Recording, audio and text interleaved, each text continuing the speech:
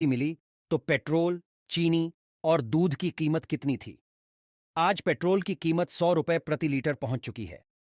1 litre दूध के लिए 60 रुपए से अधिक चुकाने पड़ते हैं। लेकिन क्या आपको पता है, जब देश आजाद हुआ तो उस वक्त इन रोजमर्रा की जरूरतों वाली चीजों के दाम क्या था? चलिए जानते हैं। देश की आजादी के वक्त पेट्रोल की कीमत 25 पैसे प्रति लीटर हुआ करती थी, जबकि 1 किलो चीनी के लिए 40 पैसे चुकाने पड़ते।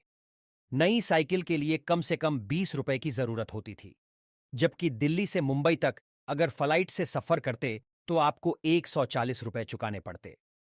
उस दौर की कीमतें कुछ इस प्रकार हैं।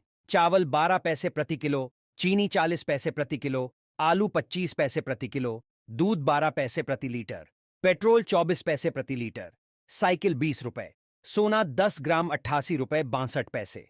दिल्ली से मुंबई ट्रेन फर्स्ट क्लास किराया 123 रुपए था। एक अखबार की कीमत 13 पैसे और सिनेमा टिकट 30 पैसे की हुआ करती।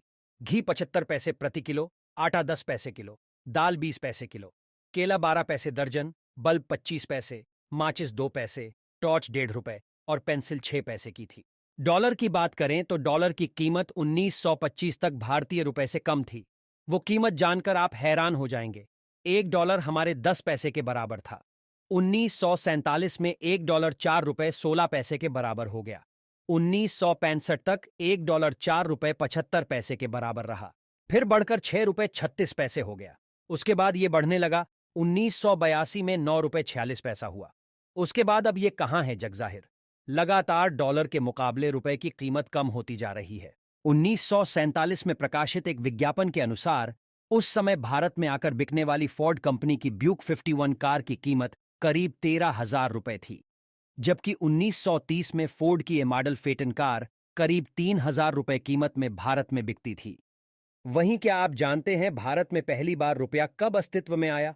रुपए के शुरुआत की बात 6ठी शताब्दी ईसा पूर्व में बताई जाती है, यानी 2600 साल पहले रुपए की शुरुआत हुई थी। रुपया संस्कृत से आया है। रूपा का अर्थ होता है आकार, रुपया का अर्थ है चांदी यानी चांदी जैसा, जबकि रुपयकम का अर्थ चांदी के सिक्के से है।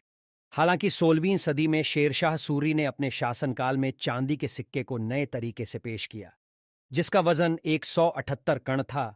रुपए के नाम से बाजार में उतारा गया।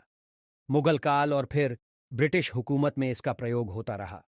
फिर 1861 में 10 रुपए के नोट ने पहली बार बाजार में दस्तक दी। 1864 में 20 रुपए का नोट आ गया। 1872 में 5 रुपए का नोट जारी किया गया। इसके बाद साल 1900 में 100 रुपए का और 1905 में 50 रुपए का नोट बाजार में जारी किया गया। इसके बाद अगले 5 साल में 500 और 1,000 रुपए का नोट भी बाजार में आ गया था।